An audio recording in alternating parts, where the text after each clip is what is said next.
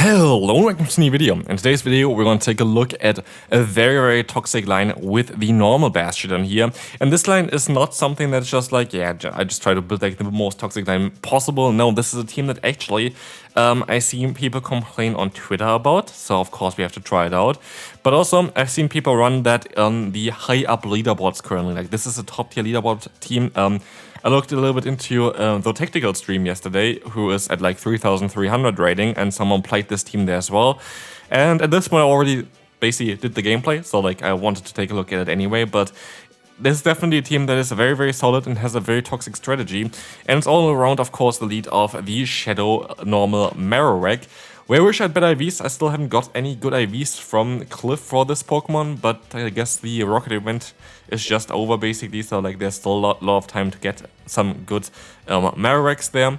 But basically Marowak is crazy. Like this thing is crazy. Like the most common water type Pokemon, which is like the main weakness here. You're going to have a lead that's weak to water, and you have the backline there that's weak to water, the Bastiodon. The most common actual water type Pokemon that does water type damage, looking at you Gastrodon, you're not doing water type damage, at least usually, it's going to be Feraligatr, and you win in the 2-shield scenario, which is madness. Like you win against Shadow Feraligatr in 2 shields every single time with the normal Kanto Marowak, and so that's not a weakness. And so the benefit of this team is you cannot try to realign yourself with everything on the Marowak. If you go 2 shields down in the lead, that's fine. You just want to keep your Marowak alive, and you just kind of want to align your backline, because your backline is quite toxic. Bastion has great matchups against everything which has not a good typing against it, which honestly, quite a lot of Pokemon have good typings against Bastiodon. Like Bastion is weak to fighting, is weak to ground, is weak to water. All of those Pokemon are going to be quite decent against it. But against everything else, you're kind of going to be okay with. And then you're going to have the Wigglytuff, which is going to be able to at least beat especially the main weakness of this Pokemon, which is the fighting type. And so, yeah, I do think that's a great team here to run. I do think it is a very much working team as well. For me, it definitely did work out quite well. There is definitely a difference in Bastion though. Like Bastion with the Smackdown nerf is doing way less damage, for example, against Pokemon like Dugong. Like I think like definitely 1 less damage every single time. But here you see kind of on how this team is supposed to work. You're gonna try to get out the opponent's Annihilate, get the Wigglytuff against it, and you try to align your backline with it, which you were able to do in this battle. They go for the close combat, which actually I think is good for us, because we can go for hopefully the full Smackdown down here with our Bastiodon. We have the Drill Run coming through. Can we go for the full farm down? We can, and we can move on to the next opponent. So we're going to have a Drifblim in the lead. How do you play here? Here's where I swap out. If I swap out, I swap out into the Wigglytuff. I never swap out into the Bastiodon. That can be literally suicide for the team here if you swap into the Bastiodon, because the reason here for this is Bastiodon just has too many hard weaknesses, especially in the current meta where you have Annihilate and any kind of Mud Slapper running around. But if you swap out into the Bastiodon as a safe swap, and the opponent has one of those Pokemon, which is very common in the back, you're just gonna completely lose the battle, because they can just fully farm you down and they don't have to really care at all. So yeah, that's kind of a bit of an awkward one. Bit of an awkward one is also the scenario for the opponent, because they have to go for a Drifblim here, and I would assume that they're going to have a fighting type Pokemon in the back based on what they're doing here right now. But I hope that, yeah, there's a fighting type Pokemon in the back, but I hope that Marowak is going to be fine against that one, which it kind of looks like it. I'm going to use a shield here, and they decide to go for the Icy Wind, of course, dropping our attack, but I'm not too worried about it. As long as I get the opponent very low, I should be fine here, and I'd rather go for an energy efficient play than going for basically the move straight away, because they're going to use a shield then anyway, so like it doesn't really matter if I go straight or not. I'm always going to have a debuffed move hitting the opponent, because I know how important the fighting type is here, but it doesn't work for them. We're going to get them insanely low, and with that, Bastion is aligned against the flying type, and that means game over. And you see already on how this team works, and you see also a lot of very bad lead for us and how we play around them. Against Jumpluff, I go into my Wigglytuff. They always go for Aerial Ace. I still always go for a shield, but every single time I did this, they always go for Aerial Ace. Great bait there, good job, man. But I can go for the Icy Wind now. And here's the thing, either you align yourself here or you align yourself afterwards, and I think you're going to be fine. I can't let the move go through now because they're debuffed. It's gonna be, of course, the harder hitting move. It's going to be the Energy Ball, but we can still take one. And look at this, we're gonna get out the Drapion, which is kind of cool because now I can still try to go for a Swift. I actually decided to use a shield here to try to get the shield from the opponent so I can hit some Rock Slides later on. I don't know if this was smart because I give the opponent a lot of farm here and they decide to use a shield here as well. and I gave them more farm than I wanted to, and I can go for one fast move here, and we see the opponent going for an awkward tier, and they have another awkward tier, and so that was a mistake. That was just clearly a mistake. Should have never done that, but now it's down to if Bastion can beat whatever they have in the back, it's a Morpeko. In the zero shield scenario, I talked about it before when I played my own Morpeko, Bastiodon is actually quite decent against this Pokemon. In any other shield scenario, it just loses because of the pacing, while in this shield scenario, we see already Stone Edge connecting, Stone Edge just barely getting the KO against the Morpeko, and that means you have a Jumpluff and you have a basically dead Drapion against me. What do you want to do? I don't know. I don't think they know, to be fair, because yeah, like they don't really have an answer here anymore. Energy Ball coming through, doesn't get a debuff. They mostly gonna try to swap out here, so I'm not gonna go for the charge move. It does work out for me, and they decide to forfeit. And you see already the benefit of this team. This is going to be a bit of an awkward matchup here, but I'm totally okay with just playing it out, and I'm just gonna go straight for the move because I know that Bone Club is gonna do a lot of damage, and I need to align myself. As long as it's gonna hit, I'm gonna be fine. They said to use a shield, that's a bit awkward, but I can let the first move go through. It's always going to be the Trailblaze going to do a lot of damage against us, but it's not going to knock us out or not put us into the farm down range yet. And so I'm rather going to try to keep my Marowak around here, and again, we try to realign ourselves. So I just hope that they're gonna let the Ariados go down here, which they don't. But I still should be able to survive the hits here, and I am. I'm going to use a shield here again because I need alignment. Alignment is key for this team here. Otherwise, you're going to struggle a lot. And look at this, they're going to go into Dunsparce. Dunsparce against Bastion would be really bad for Bastiodon. Dunsparce against the Wigglytuff, a bit more neutral. And so I hope that they don't have a fighting type Pokemon in the back here at this point, of course, or like a Mud Slapper. I think then we're going to lose as well, but like Drapion is going to be in the back. That's okay, we can swap out of here. I can go into my Bastion, I can take those hits, and I'm not in a spot where I win guaranteed yet, but I'm in a spot where I'm comfortable being in, I would say. So we should be still out of range for Drill Run, I think even on our Wigglytuff, I think it is. And we are going to be able to get the opponent quite low here. And I should be going for a charge move here at this point, but I don't. Oh no, I actually do. That's good. That's going to be great because now we can knock out the Drapion, get rid of the harder answer to the Wigglytuff. And now I just have to put the opponent into a range where... Why do I swap out? This is so stupid. Like, this is so dumb for me because as you're going to see here now, the opponent is going to be able to get the full farm done and get more energy.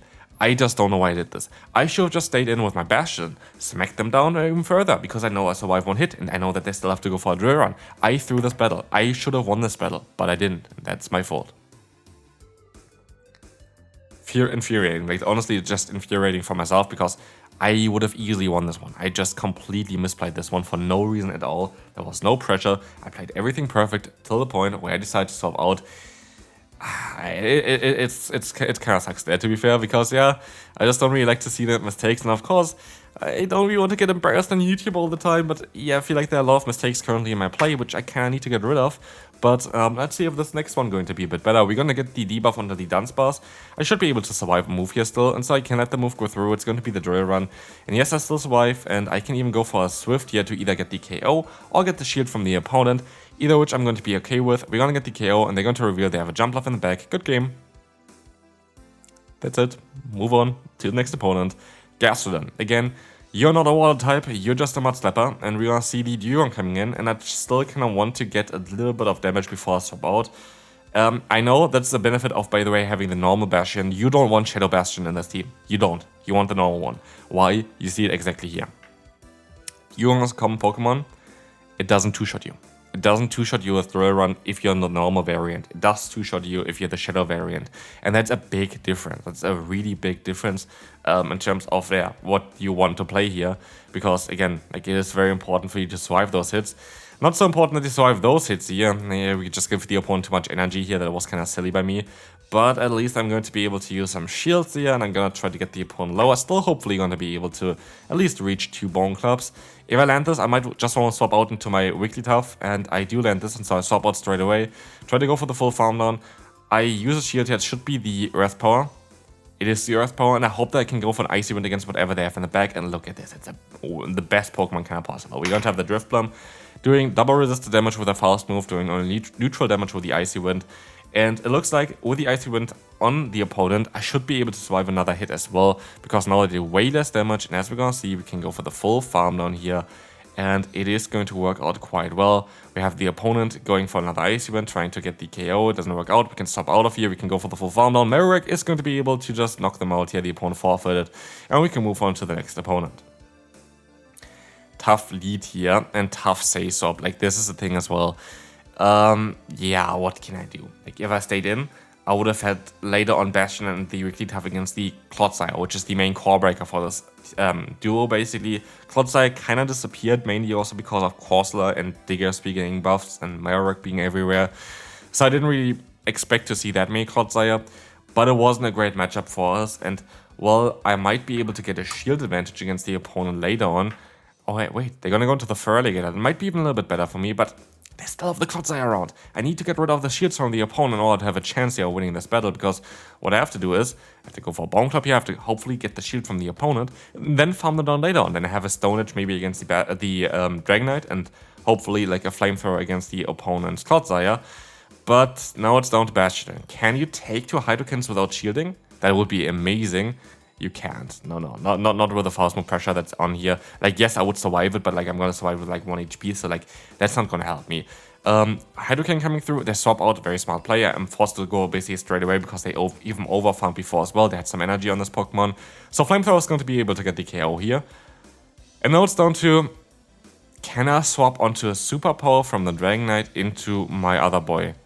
I can't, and that's game over. Like, this was the only play of us winning the battle, going for the catch, and we were not able to do that, which is fine. The superpower is going to knock us out. A tough team comp for us. Actually, a battle that I didn't lose because I played bad. That's great. But yeah, that was just a tough team comp, like hard lead loss, hard save-stop loss. And yeah, I forgot what the Bastion was doing there, but it did something at least. But anyway, here we're going to see Germnaa on the lead. A Germnaa lead, oh, such a bad Pokemon to battle against, right? Kinda yes, kinda no. Because what we can do is we can go ahead and do some damage first with our other boy, with our lead, our Marowak, and then swap out later on into the Wiggly Tough to catch the Ice Beam. Here's the thing against Typhlosion. Look at this, by the way. I don't like it. Look at it. I don't get the fast move through. This can completely shift games, by the way. But yeah, we don't care about it here.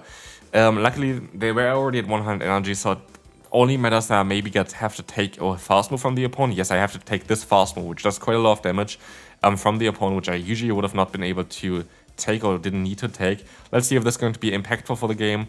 We will see the Azumarill against the Bastion here right now. We can go for the full farm down.